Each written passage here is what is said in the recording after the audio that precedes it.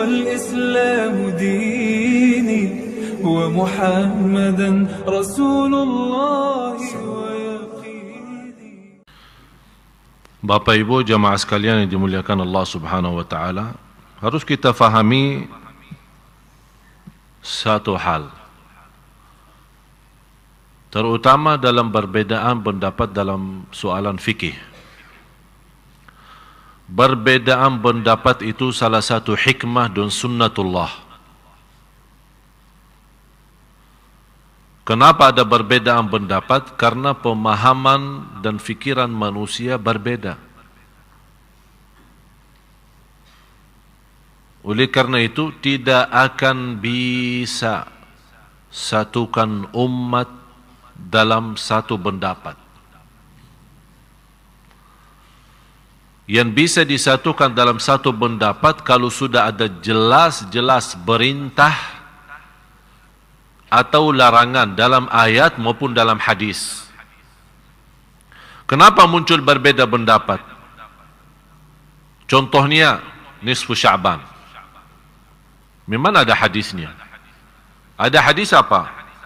Hadis yang disahihkan Syekh Al-Albani rahimahullah. Syekh Al-Albani salah satu ulama yang terbaik sedunia, yang sudah diakui sebagai ulama ahli hadis, teliti hadis ini dan beliau menyampaikan hadis ini sahih. Dan riwayat bermacam, ada Musnad Ahmad bin Hanbal, ada Musannaf Ibn Syaibah, ada Tabarani, ada Baihaqi, banyak riwayat. Yang di situ Rasulullah SAW menjelaskan, Inna Allah la yattali'u, Allah Subhanahu wa taala memandangkan atau melihat amalan-amalan hamba. Di riwayat Allah melihat hamba-hambanya di malam nisfu Sya'ban, dan Allah mengampuni semua dosa-dosanya kecuali dua orang. Yang pertama, yang berbuat syirik, itu tidak diampuni Allah SWT. Kalau dia taubat, ya jelas dengan taubat Allah ampuni. Yang kedua, musyahin. Musyahin itu seorang penahan marahannya atau penahan dendamnya. Atau termasuk juga orang-orang yang suka menebar fitnah. Adu domba, isu orang sana, isi sana. Jadi perbuatannya tidak sesuai, malah dia memfitnahkan supaya ini berpisah umat, berpecah umat. Ini juga termasuk orang yang tidak diampuni Allah Subhanahu wa taala. Jadi lewat hadis ini jelas-jelas menyampaikan keutamaan dan kemuliaan malam nisfu Sya'ban. Di situ ini hanya satu-satunya hadis dalam bermacam riwayat. Disitulah muncul perbedaan, karena malam nisfu Sya'ban malam utama atau malam agung. Di situ Allah mengampuni dosa-dosa hambanya. Boleh enggak menghidupkan malam ini dengan salat malam? Ini muncul perbedaan. Kenapa muncul perbedaan? Karena memang tidak ada hadis yang kuat seperti ini yang menjelaskan jagalah salat malam di nisfu Sya'ban. Kalau memang tidak ada hadis yang memerintahkan menghidupkan nisfu Sya'ban dengan salat malam, boleh enggak kita lakukan? Jawab. Kenapa boleh tapi tidak ada perintah? Tidak ada larangan. Kenapa tidak ada larangan?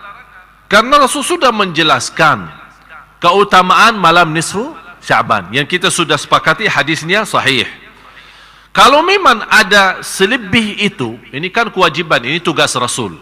Kalau ada lebih daripada itu yang tidak boleh dilakukan, pasti Rasul tidak akan diam. Bisa Rasul berkata, malam nisfu Sya'ban memang malam agung, diampuni Allah dosa semua hambanya kecuali musyrik dan musyahin. Tapi jangan lakukan salat malam. Kalau tidak ada jangan-jangan di sini, inilah yang membuat muncul perbedaan pendapat. Karena malam itu adalah malam agung, apakah boleh kita menghidupkan? Ada yang baca Quran, ada yang salawat, ada yang zikir, ada yang salat malam.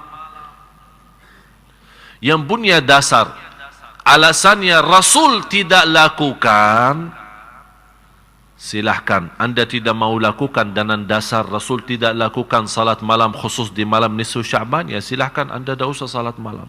Ini Anda punya dasar kan?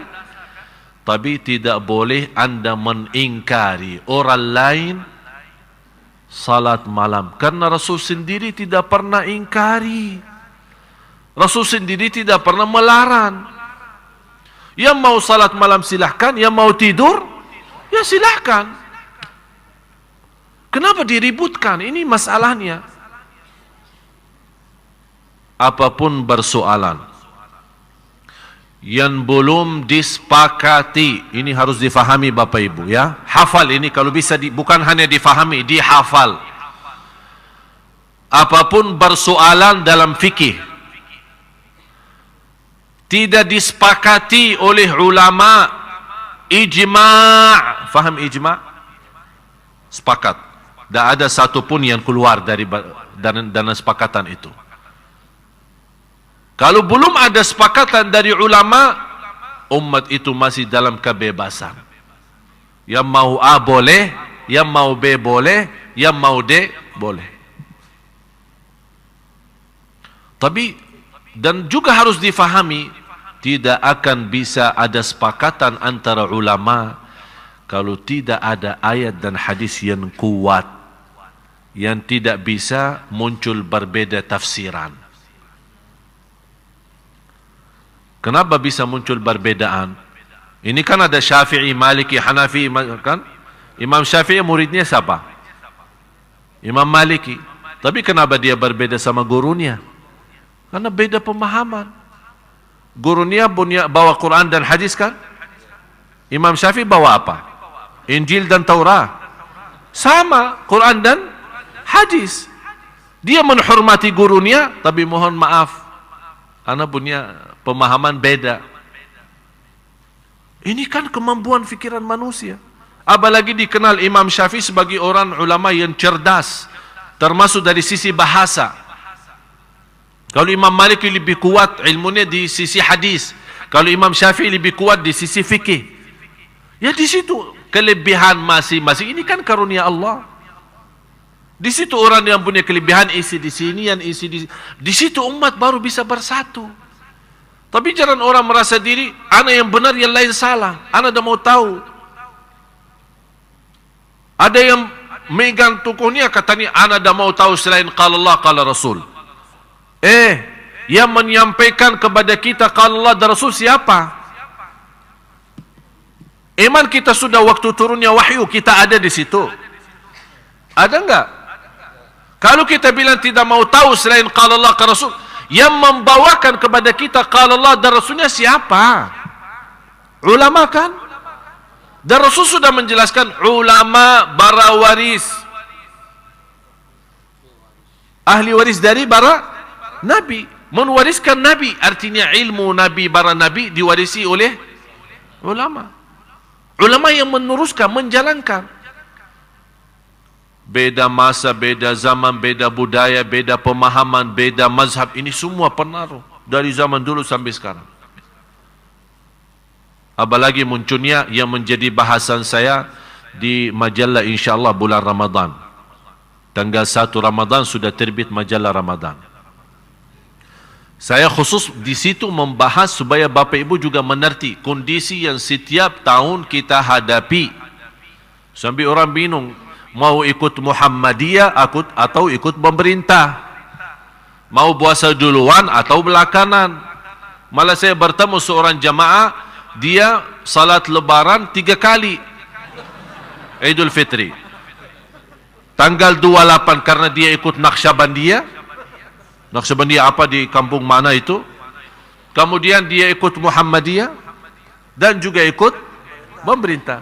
Kata dia, kan itu namanya salat. Ya udah, tidak apa-apa, biar sama-sama. Kadang-kadang dia puasa tapi ikut salat lebaran. Ini kan sebenarnya salah satu persoalan yang kalau orang ulama pasti mengerti perbedaan itu. Tapi yang kasihan awam. Kan tambah bingung. Sekarang saya ikut siapa? Mau ikut ini atau ikut ini? Mana yang benar ini?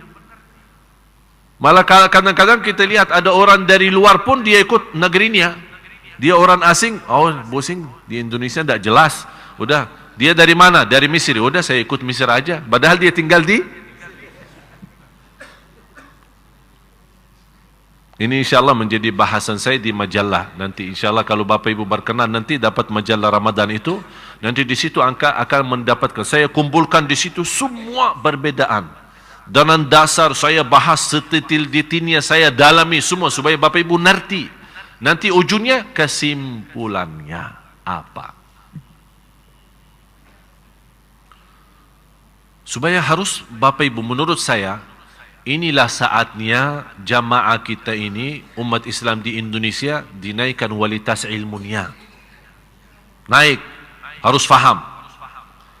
Supaya jangan, karena saya punya prinsip, man kathura ilmuhu, qalla inkaruhu. Semakin banyak ilmunya, seorang akan sedikit mengingkari perbedaan. Kenapa sekarang banyak muncul ingkar, ini dah boleh, ini boleh, ini dah boleh? Karena mereka belum faham. Hanya faham dari satu sisi. Kalau kita perhatiin angka 7 bahasa Arab, bisa diketik angka 7 enggak? Bisa enggak? Enggak ada Arabnya. Makanya ada Arabnya dong. Masa penceramah orang Arab asli kok enggak ada Arabnya? Ada satu cerita yang saya buat dari angka 7. Kalau angka 7 Arab itu begini kan? Fe ya. Kalau 8 Fe balik ya. Saya waktu ada satu persoalan dapatan sama satu orang. Ujung-ujungnya tidak selesai. Udah saya bilang begini, saya tulis angka 7 V ya. Saya di posisi di sini, beliau di situ.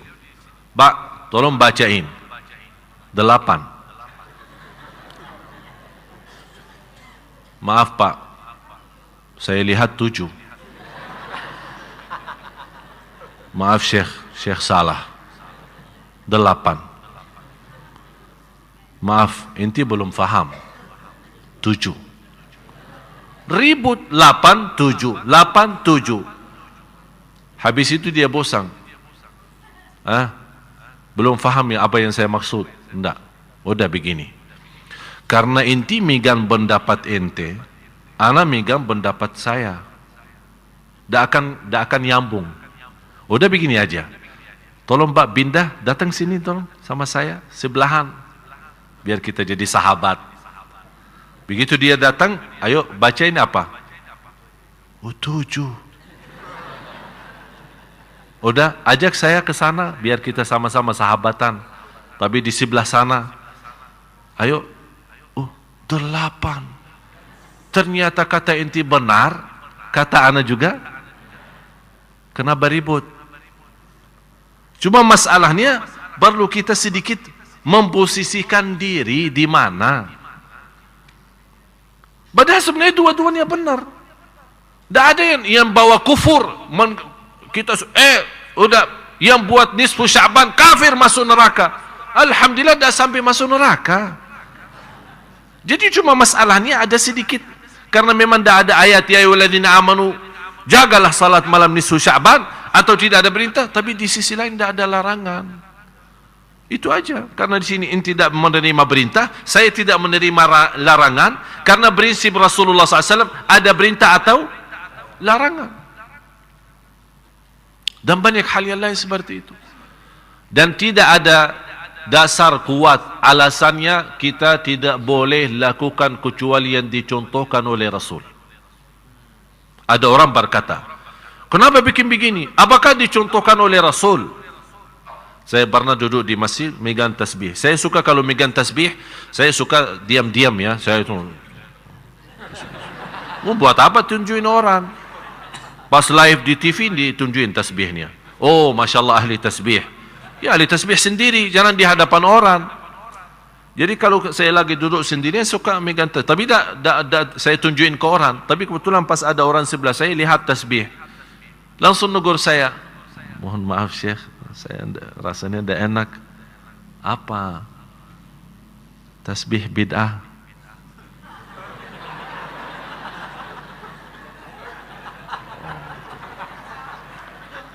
Terima kasih. Udah, saya terusin lagi. Syekh, apa?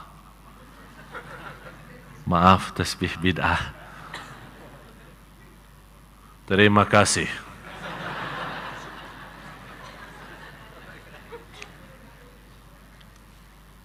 Kan kita orang Islam, tak boleh melanggar Rasul. Jadi gimana ya? Kan Rasul tak pernah megang tasbih. Jadi bid'ah kan?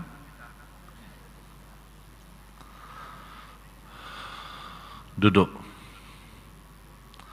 Nanti sekarang membuat konsentrasi saya hilang gara-gara. Udah, saya masukin tasbih, ayo duduk. Apa dasar kamu tasbih itu bid'ah? Saya minta dasar yang kuat. Ya ayyuhalladzina amanu, jangan megang tasbih. Itu sudah jelas, kuat. Dah boleh kita tawar-tawaran di sini kan? Sami'na? Ana minta menurut ente, seperti tadi kan 78 kan? 78. Kenapa tidak boleh? Kenapa menurut ente tasbih itu bid'ah? Alasan saya, tasbih itu tidak ada di zaman Rasul.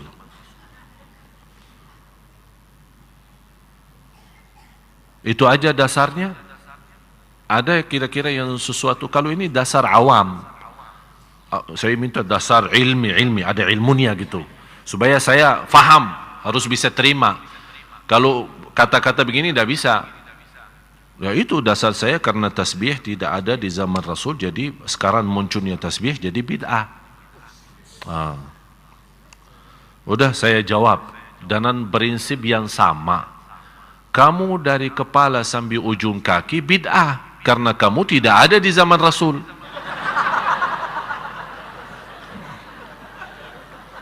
Kan prinsip yang sama.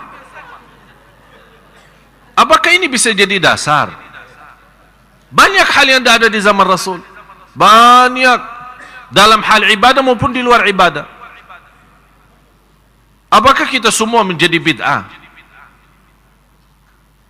Harus kita fahami kondisi kita Bapak Ibu. Apalagi perbedaan mazhab, perbedaan pemahaman. Itu kita harus waspada, memahami semua.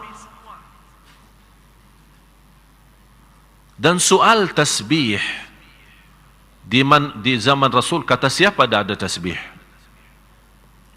Ada di zaman Rasul tasbih. Salah satu istri Rasulullah SAW bertasbih, tapi bukan tasbih yang kita kenal sekarang. Dulu tasbihnya mereka dengan batu. Rasulullah SAW melihat seorang istrinya, begitu Rasul keluar subuh, kemudian salat subuh, balik lagi. Ini di hadis Sahih Bukhari Muslim. Rasulullah SAW balik lagi, melihat istrinya di tempat tadi tidak berubah dan masih teruskan tasbihnya. Kata Rasul, dari tadi kamu masih berzikir? Dia lagi megang batu. Kata istrinya, ya Rasulullah.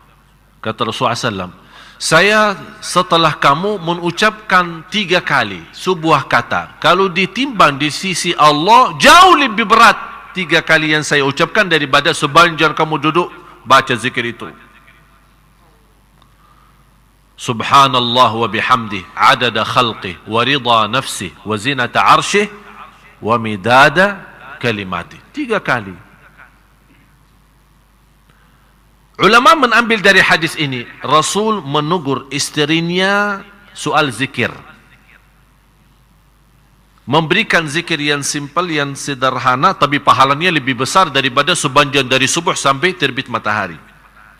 Tapi Rasul tidak membahas soal batu yang dimegang sama istrinya. Ulama mengambil kesimpulan, Imam San'ani, salah satu ulama Ahlus Sunnah yang besar di Yaman, beliau menyampaikan, karena Rasul tidak mengingkari memegang batu dan zikir dengan batu, tidak ada perbedaan dengan batu yang tertumbah sama batu yang tersusun. Batu yang tertumbah sama batu yang dimaksud ya tasbih. Yang sekarang kita namakan tasbih. Katanya Rasul kalau berzikir tidak pernah megang tasbih, beliau bertasbih dengan tangan. Sekarang bertanya saya, ya Allah pusing kadang-kadang. Bertanya saya, yang sekarang bertasbih dengan tasbih, dia baki tangan atau baki kaki? Baki tangan atau baki kaki? Katanya Rasul kalau bertasbih dengan tangan. Terus yang lagi memegang tasbih baki apa? Baki tangan juga. Apa bedanya baki tangan dengan jari sendiri atau baki tangan dengan tasbih? Bedanya apa? Tolong kasih tahu bedanya apa? Ya kecuali kalau ada orang bertasbih dengan kaki, baru kita bilang oh maaf, Rasul kalau bertasbih baki tangan. Terlalu apa namanya lebay ya.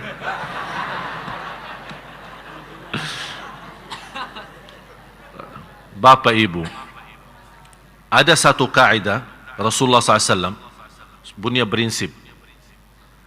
Kalau ditawarkan dua hal, ada yang terbaik, terbaik itu sudah nomor satu yang terbaik. Ada yang termudah. Kira-kira Rasul milih yang mana? Tahu kenapa? Padahal ada yang lebih baik daripada yang mudah itu. Demi umatnya, supaya tidak beban dalam ibadah, supaya tidak rasa berat. La yukallifullahu nafsan. Bapak Ibu, Islam memang indah, indah betul. Saya justru semakin banyak belajar, semakin tahu diri bodoh. Jadi orang-orang malah justru semakin tinggi ilmunya, semakin ketahuan bodohannya. Berarti kita belum apa-apa. Jangan ada orang merasa, oh Alhamdulillah saya sudah. Jangan. Teruskan belajar. Sungguh subhanallah, semakin banyak kita akan melihat, semakin terasa keindahan Islam. Semakin akan mendalami begitu luasnya Islam. Menghormati manusia, menghormati perbedaan, menghormati pemahaman. Itu luar biasa. Dan kita tetap Bapak Ibu kembali kepada Al-Quran dan Sunnah. Dan bagaimana kita bisa memahami Al-Quran dan Sunnah kecuali dengan ulama? Siapa yang bisa faham Quran dan Sunnah? Ya ulama. Oleh karena itu ulama harus betul-betul yang takwa, yang ikhlas, amanah. Begitu dia memimpin jamaah, dia terangkan. Jangan Bapak Ibu memahami, kalau saya di posisi, saya tidak memerintahkan jaga salat malam nisfu Sya'ban, dan saya tidak larang. Yang mau silahkan, yang tidak mau silahkan. Prinsip saya seperti itu. Saya ikut sahabat sejak dulu,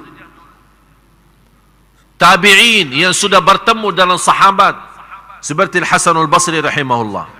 Saya punya sanad, dapat sanad dari guru ke guru, silsilah. Tahu sanad silsilah? Megang tasbih sampai Imam Hasan Basri. Sampai Imam Hasan Basri. Imam Hasan Basri itu gurunya, guru beliau adalah sahabat Rasulullah SAW. Jadi salah satu pendapatnya beliau misal seperti kunut. Ini juga termasuk salah satu yang dipersoalkan. Kunut subuh boleh atau tidak boleh. Malah ada yang terlalu lebay ya. Betul. Terlalu lebay. Sampai ada orang yang membatalkan salat seorang yang tidak kunut subuh. Atau ada sisi lain, ada orang yang terlalu membatalkan salat orang atau membid'ahkan salat seorang yang lakukan kunut subuh. Jadi sebenarnya saya lihat dua-duanya berlebih-lebihan. Lebay. Prinsip saya apa? Yang mau kunut boleh, yang tidak mau kunut boleh. Sudah selesai. Anta makmum, imamnya bagi kunut, ikut. Dah mau ikut, ya terserah. Kenapa ribut? Kenapa diributkan? Oleh karena itu Bapak Ibu saya harap, oleh karena itu salah satu perjuangan saya di Indonesia, terutama khusus untuk jamaah-jamaah saya ini, saya memperjuangkan supaya kita bagaimana memiliki kualitas ilmu yang insya Allah sederhana tapi dalam. Faham dalam? Jadi betul. Kenapa? Supaya apapun yang kita hadapi, saya tidak mau Anda belajar di sini terus beributan sama orang di luar. Jangan. Tapi Anda punya prinsip, Anda sudah ngerti. Terima kasih.